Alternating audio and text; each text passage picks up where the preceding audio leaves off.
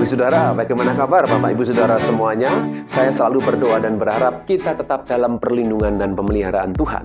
Sampai kita berjumpa dengan Tuhan kita, Yesus Kristus. Inilah iman pengharapan kita.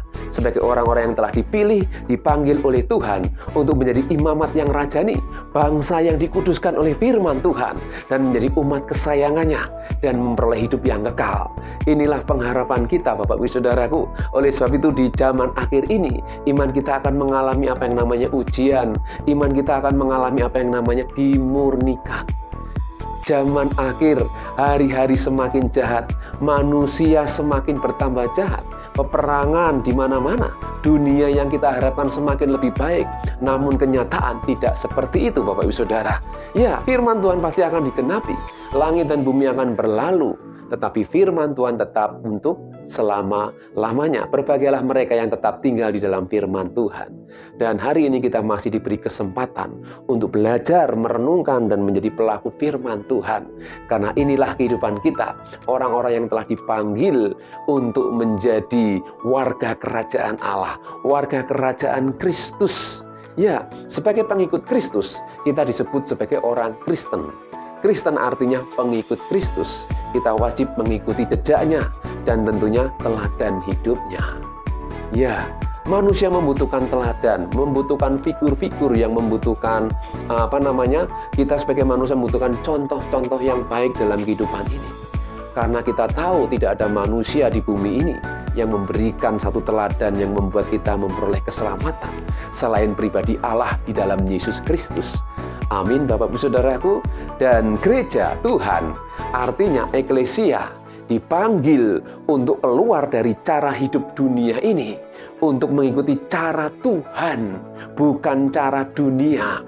Walaupun kita tinggal di dunia, kita diminta oleh Tuhan. Tuhan rindu tentunya untuk umat Tuhan hidup di dalam jalan kebenarannya. Dan tentunya kekudusannya. Karena dunia ini sudah rusak Bapak Ibu Saudara. Dan berbicara tentang dunia, kita tahu dunia sudah dikuasai oleh si jahat, oleh kuasa-kuasa gelap. Tapi kita masih tinggal di dunia ini. Kita perlu kekuatan yang dari Tuhan untuk menghadapi setiap tipu muslihat iblis, setiap gerak-gerik, setiap manipulasi si jahat, supaya kita menjadi kuat. Bagaimana kita bisa kuat? Kalau kita mau bersama dengan Tuhan. Melalui firman Tuhan ini, kita akan dikuatkan. Amin. Tentunya melalui firman Kristus. Dan tema kali ini kita akan belajar bagaimana kita menjadi umat Tuhan. Dipanggil untuk bisa menjadi orang-orang yang spesial, kuat menghadapi kenyataan. Ya, tema kali ini akan saya beri judul, Mengapa Dunia Membenci Yesus. Kata benci ini yang bisa muncul sewaktu-waktu Bapak Ibu Saudara. Mengapa dunia membenci Yesus? Sedang viral, di mana Yesus diolok-olok, dihina. Bahkan tidak hanya itu, dicaci maki. Ya, pada zaman Yesus, Yesus sudah mengalami itu semua. Dan jika kita tinggal di zaman akhir, kita melihat orang mengolok-olok Tuhan kita Yesus Kristus, itu hal yang sudah biasa. Bukan berarti Tuhan kita tidak mampu membalas setiap kesalahan manusia, mereka yang menghinanya. Karena nanti ada waktunya, Tuhan akan membalaskan setiap apa yang manusia lakukan selama mereka hidup di dunia ini. Bapak Ibu Saudaraku, sekali lagi, ya mengapa dunia membenci Yesus? Kita harus tahu dulu, dunia memang ciptaan Tuhan. Ada satu oknum yang memang berdiri, mereka membenci Yesus, memberontak Yesus. Kita tahu itu adalah pekerjaan iblis. Kuasa kegelapan di dunia ini. Mereka membenci kebenaran. Mereka berontak kepada Tuhan. Karena mereka ingin hidup menurut pemikiran mereka sendiri. Dan jangan heran banyak orang-orang Kristen, pengikut Kristus, mereka juga berhenti di tengah jalan. Karena mereka hidup menurut pengertian mereka sendiri. Dan akhirnya mereka memberontak. Mereka melawan Tuhan, melawan kebenaran. Ya. Dan sekali lagi Bapak Saudaraku, berbicara antikris, tidak hanya mereka yang di luar Kristus yang menentang dan menolak Kristus. Firman Tuhan juga mengingatkan, antikris itu berasal dari antara kita. Kenapa bisa demikian? Karena jika mereka menentang kebenaran, mereka menolak kebenaran, berarti mereka menolak pribadi Kristus. Sehingga mereka dikategorikan juga adalah antikristus. Mungkin mereka menyebut dirinya Kristen, tapi belum tentu mereka sungguh-sungguh sebagai pengikut Kristus. Bapak saudaraku, hal ini harus kita renungkan baik-baik. Tidak semua orang Kristen menjadi pengikut Kristus yang sungguh-sungguh sampai akhir menyelesaikan tugas tanggung jawabnya sebagai pengikut Kristus. Oleh sebab itu firman Tuhan hari ini kita harus lebih jeli, kita harus lebih dalam lagi memahami apakah kita benar-benar sungguh-sungguh mengenal pribadi Kristus sebagai Tuhan dan Juru Selamat. Ya, mari kita akan melihat kebenaran firman Tuhan. Yohanes 15 ayat 18-19. Firman Tuhan mengatakan, "Jikalau dunia membenci kamu, ingatlah bahwa ia telah lebih dahulu membenci aku daripada kamu. Sekiranya kamu dari dunia, tentulah dunia mengasihi kamu sebagai miliknya. Tetapi karena kamu bukan dari dunia, melainkan aku telah memilih kamu dari dunia, sebab itulah dunia membenci kamu." Bapak Ibu Saudaraku, sebagai pengikut Kristus, kita memang menghadapi kenyataan yang tidak seperti yang kita harapkan. Pikul salib sangkal diri itu adalah bagian dalam kehidupan kita. Penderitaan itu adalah juga bagian dari kehidupan kita. Karena penderitaan itu juga adalah kasih karunia. Wujud bukti daripada kita mengikut Yesus dan sangkal diri. Sehingga sebagai pengikut Kristus kita bersyukur jika hari ini kita masih kuat dan bisa setia. Karena Tuhan selalu menopang dan memberikan kita kekuatan. Amin Bapak Saudaraku. Jadi mengapa dunia membenci Yesus? Ya, karena yang pertama, karena mereka tidak sungguh-sungguh mengenal pribadi Yesus. Ternyata pengenalan akan pribadi Yesus itu sangat penting untuk kita bisa mengenal pribadi Allah Sang Pencipta. Maksud daripada tujuan Tuhan menciptakan manusia. Kita harus mengenal pribadi Yesus. Ya, bagaimana mereka bisa mengenal Yesus? Roma 10 ayat 17 dikatakan, "Jadi iman timbul dari pendengaran, dan pendengaran oleh firman Kristus." Jadi kita wajib mendengar firman Kristus, bukan firman yang lain.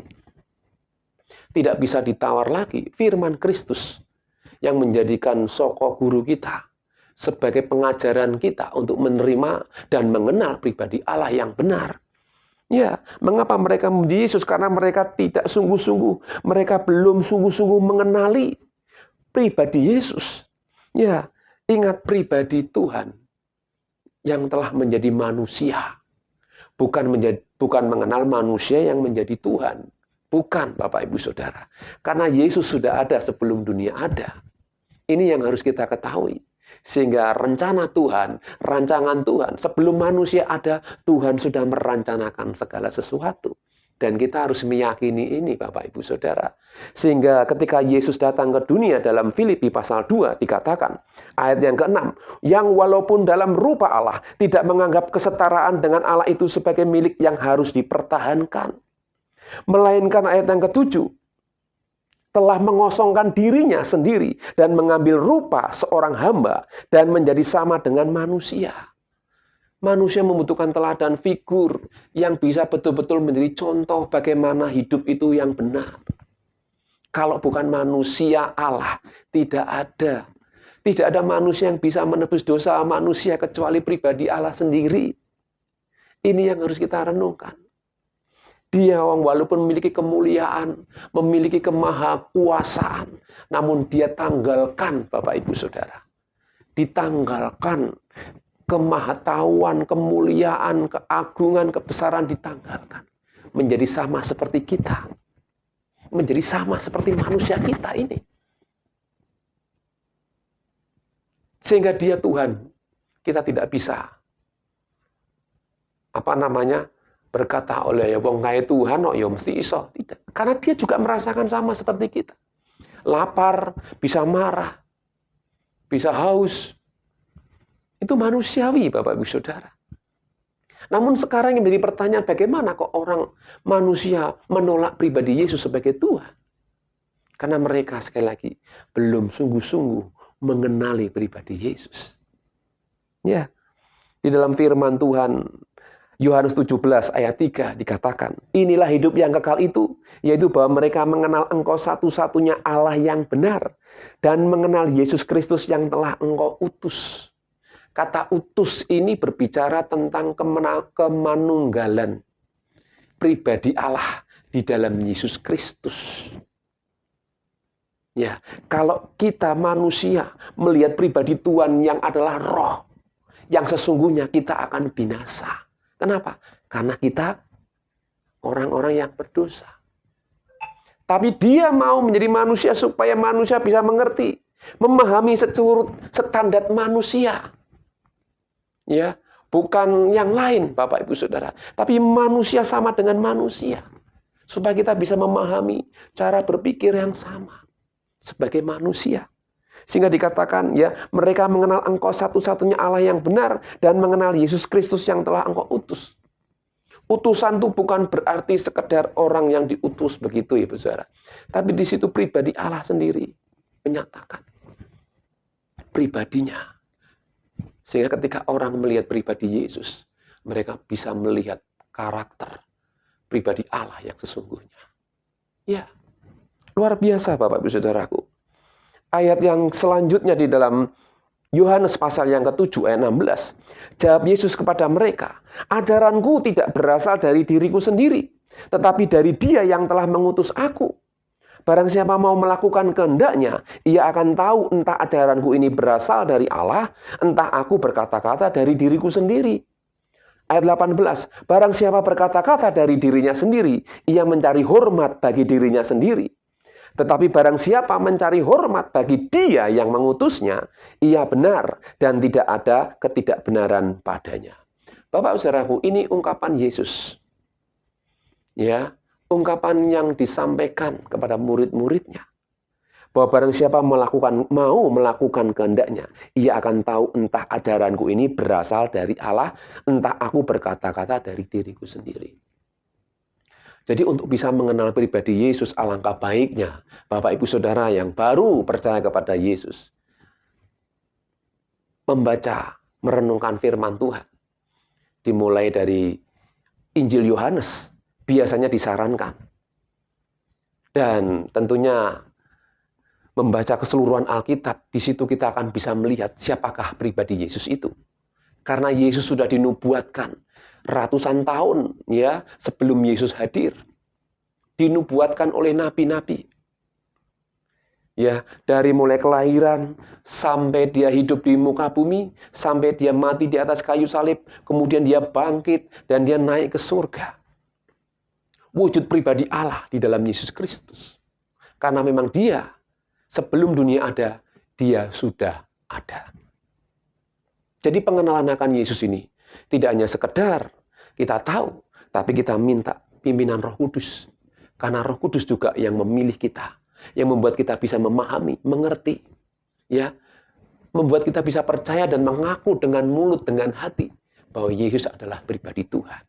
Ini peran Tuhan, pribadi Tuhan, di mana Bapa, Putra, dan Roh Kudus. Memang tidak tertulis di dalam Alkitab, Bapak Ibu Saudara.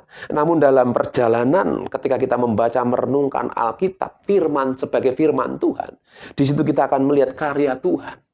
Di mana waktu Bapa, ya, perjanjian lama, itu Allah Bapa berkarya sedemikian rupa. Dan ketika Yesus mulai lahir, di situ anak manusia, ya, pribadi Allah sebagai manusia ditunjukkan kepada dunia.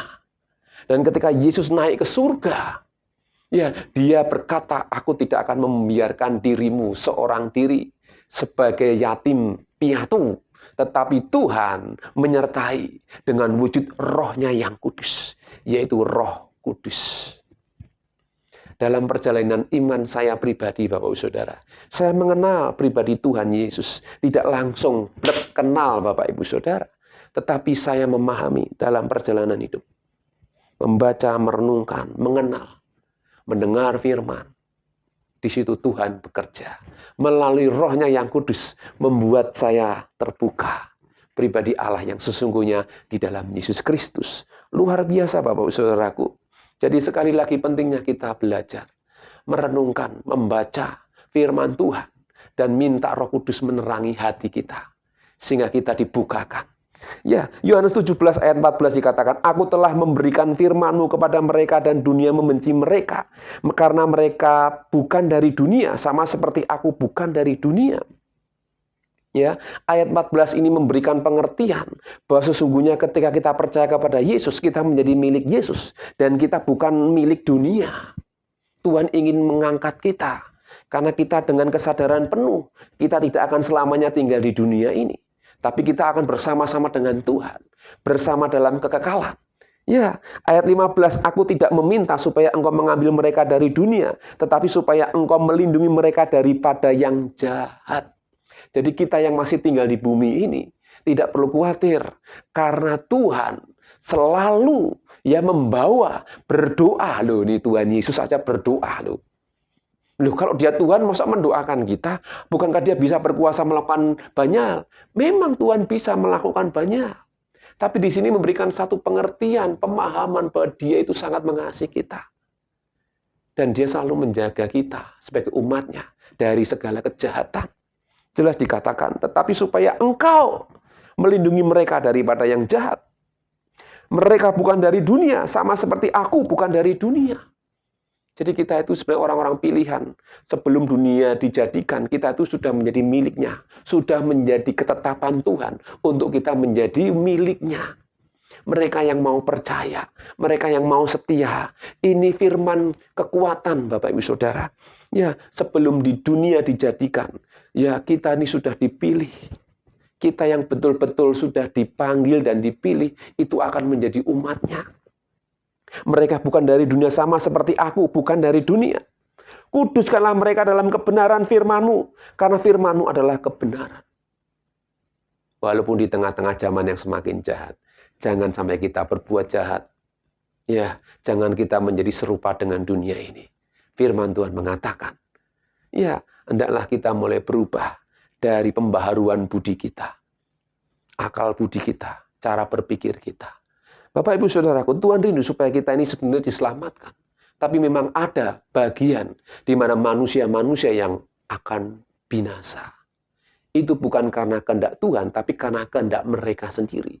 Memilih untuk binasa, menolak kebenaran, menolak firman Kristus. Apakah Tuhan tidak adil? Dia tetap adil. Hanya karena kekerasan hati manusia lah, manusia tidak mau mengenal pribadi Kristus, menolak kebenaran. Ketika mereka mengerti kebenaran, mereka menolaknya. Itu keputusan mereka yang akan binasa. Tapi kita yang mendengar hari ini adalah orang-orang yang dipilih untuk menerima keselamatan. Amin, Bapak Ibu Saudara. Ya, ayat 18, Yohanes 17. "Sama seperti engkau telah mengutus aku ke dalam dunia, demikian pula aku telah mengutus mereka ke dalam dunia. Dan aku menguduskan diriku bagi mereka, supaya mereka pun dikuduskan dalam kebenaran." Ini jelas sekali. Tuhan panggil kita untuk dikuduskan dengan firman Kristus. Amin, Bapak Ibu Saudaraku. Ya, aku menguduskan diriku bagi mereka. Yesus selama di dunia, dia sebagai manusia, dikatakan dia tidak ada dosa. Itu bukti daripada pengudusannya sebagai manusia. Dia tidak berbuat dosa. Bisa berdosa, tapi tidak mau berbuat dosa. Ini yang membedakan Bapak Ibu Saudara. Mosok bisa. Bagaimana dengan hidup kita? Kita memang orang-orang yang berdosa. Namun ketika kita percaya kepada Yesus, kita diampuni oleh Tuhan. Dan kita dibawa kepada kesempurnaan. Ya, hidup di dalam kebenaran. Dan kita dibawa kepada kekudusan. Dan itu adalah kehendak Tuhan bagi manusia. Oleh sebab itu, Yesus harus kita kenal. Harus menginspirasi dalam hidup kita. Menjadi karakter gaya hidup kita. Ini panggilan Tuhan atas seluruh manusia. Jadi mengapa dunia membenci Yesus? Karena mereka belum mengenal pribadi Yesus secara utuh. Kalau saya melihat debat-debat begitu ya Bapak Saudaraku, apologet Kristen juga kadang mereka yang masih punya ilmu sedikit seolah-olah banyak. Akhirnya mereka yang belum percaya Tuhan, mereka mencari kesalahan-kesalahan aja. Ya, dalam perdebatan yang dicari adalah kebenaran, bukan kesalahan, bukan kelemahan, tapi kebenaran. Amin, Bapak Ibu Saudara. Dalam hidup ini bukan soal salah dan salah dan benar, tapi bagaimana respon hati kita menerima kebenaran. Banyak orang yang sudah tahu kebenaran, tapi mereka masih melawannya, memberontaknya. Ini yang sangat menyedihkan, Bapak Ibu Saudara. Ya, kalau saya lihat orang-orang debat itu akhirnya mereka saling sakit hati, kemudian saling mencaci maki, ya itu hilang semuanya. Ya, makna daripada pencarian kebenaran. Oleh sebab itu, ketika kita mencari kebenaran, mari kita cari dengan segenap hati. Kita berdoa supaya Tuhan tunjukkan kebenaran itu. Dan bersyukur kepada Tuhan jika hari ini kita bisa menerima kebenaran melalui firman Kristus. Berarti kita menerima jalan kebenaran kepada hidup yang kekal. Amin, Bapak Ibu Saudaraku. Ya. Sebab di dalam 2 Korintus 13 ayat 8 dikatakan, karena kami tidak dapat berbuat apa-apa melawan kebenaran. Yang dapat kami perbuat ialah untuk kebenaran. Luar biasa. Ayat yang ke-9, sebab kami bersukacita apabila kami lemah dan kamu kuat. Dan inilah yang kami doakan, yaitu supaya kamu menjadi sempurna. Luar biasa, Bapak Saudaraku. Rasul Paulus dalam hikmat Tuhan, dia membawa pengertian kepada kita semua. Ya, supaya karena kami tidak dapat berbuat apa-apa melawan kebenaran. Di sini kita harus meyakini bahwa di dalam Kristus ada kebenaran. Kita tidak bisa melawan kebenaran. Seperti yang saya sampaikan tadi. Banyak orang yang tahu kebenaran, namun mereka malah justru menjadi musuh kebenaran. Akhirnya mereka binasa di tengah jalan. Ya, mereka menjadi antikris. Antikris bukan berarti mereka yang melawan dan menolak Kristus. Atau di luar orang Kristen. Tapi justru mereka yang melawan, menolak kebenaran. Kebenaran di dalam Kristus. Mereka adalah orang-orang yang antikris. Ini sangat bahaya, Bapak Ibu Saudaraku. Hari-hari ini kita harus semakin kuat dalam pengajaran, dalam hikmat Tuhan, untuk kita bisa menerima hidup yang kekal. Ya, sehingga dikatakan sebab kami bersukacita apabila kami lemah dan kamu kuat. Dan inilah yang kami doakan, yaitu supaya kamu menjadi sempurna. Sempurna ukuran Tuhan. Paulus memberikan pengertian kesempurnaan memang hanya milik Tuhan. Dan Tuhan ingin supaya kita semua juga mengalami apa yang namanya kesempurnaan. Itu dengan cara Tuhan tentunya. Luar biasa, Bapak Saudaraku. Ya, kemudian bagian yang kedua, mengapa banyak orang yang masih membenci Kristus atau mereka yang dunia membenci Yesus? Karena mereka memang menolak Yesus dan menolak kebenaran. Dan bagian mereka Tuhan sudah sediakan. Yohanes 12 ayat 48 mengatakan, barang siapa menolak aku dan tidak menerima perkataanku, ia sudah ada hakimnya, yaitu firman yang telah kukatakan, itulah yang akan menjadi hakimnya pada akhir zaman. Firman Tuhan yang akan menjadi hakim. Karena Yesus sudah diberitakan, kebenaran sudah diberitakan, mereka yang menolak kebenaran, menolak Yesus, mereka ada hakimnya. Jadi kita tidak perlu takut dan khawatir, sebab Tuhan itu adil, Bapak Ibu Saudara. Sebab aku berkata-kata bukan dari diriku sendiri, tapi Bapa yang mengutus aku, dialah yang memerintahkan aku untuk mengatakan apa yang harus aku katakan. Dan aku sampaikan. Dan aku tahu bahwa perintahnya itu adalah hidup yang kekal. Jadi apa yang aku katakan, aku menyampaikannya sebagaimana yang difirmankan oleh Bapa kepadaku. Luar biasa. Ini pernyataan Yesus bagi mereka yang menolak Yesus. Kemudian Yohanes 17 ayat 12, selama aku bersama-sama mereka, aku memelihara mereka dalam namamu, yaitu namamu yang telah engkau berikan kepadaku.